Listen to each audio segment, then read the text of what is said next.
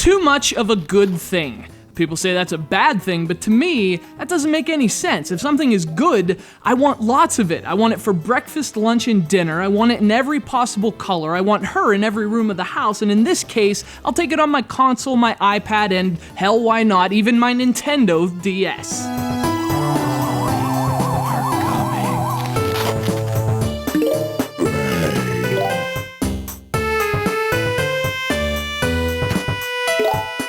Plants vs. Zombies first sprouted in 2009 and has since released on every possible electronic device with a screen. That's because Plants vs. Zombies is destined to be remembered as one of the best games of its generation. It has that same irresistible, impossible to put down hook that has defined games like Tetris and Pac-Man in the past. Yeah, it's that good. A masterwork of the electronic crack developers over at PopCap Games, Plants vs. Zombies is a very simple tower defense game. You own a house. That house has a lawn. That lawn has a zombie problem. Driven by the taste of brain, the undead are approaching, and what comes next? Well, Kevin McAllister, it's your house! You have to defend it!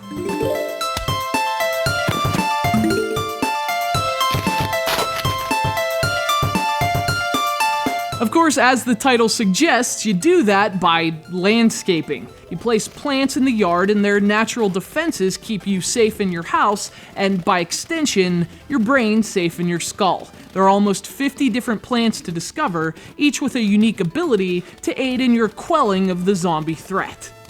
Now, if all this sounds familiar, that's because Plants vs. Zombies is the same game on Nintendo DS that it's always been. So the question is, how does the game hold up on Nintendo's system? The answer is, not bad. Now, this is far from the best version of Plants vs. Zombies, but if the Nintendo DS is your preferred platform for portable play, this is absolutely a game to add to your collection.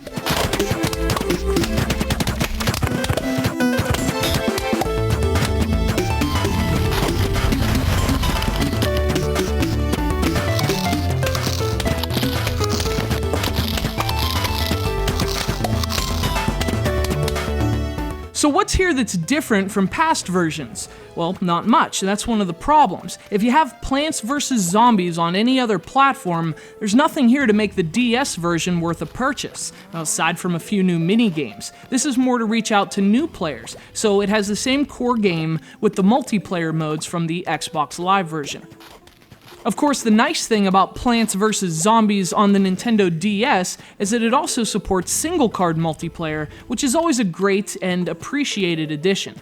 But really, the biggest problems with this version are technical. The game just doesn't run as smoothly on the DS as it does on other platforms, so you have noticeable slowdown during the larger zombie invasions. And it's unfortunate because the chaotic flurries of plant projectiles and zombie extremities are one of the game's signature aspects, and they're a lot less impressive on the Nintendo DS.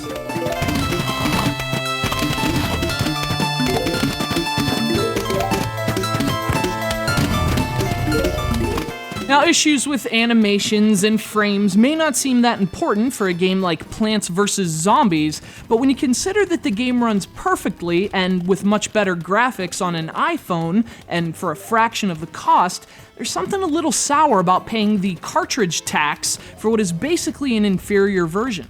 But nonetheless, if you don't have the required hardware to play any of its other versions, buy this game immediately. After the first 20-minute play session that ends up being an hour or two long, you can come thank me for telling you Plants vs. Zombies is worth a purchase no matter where it's planted.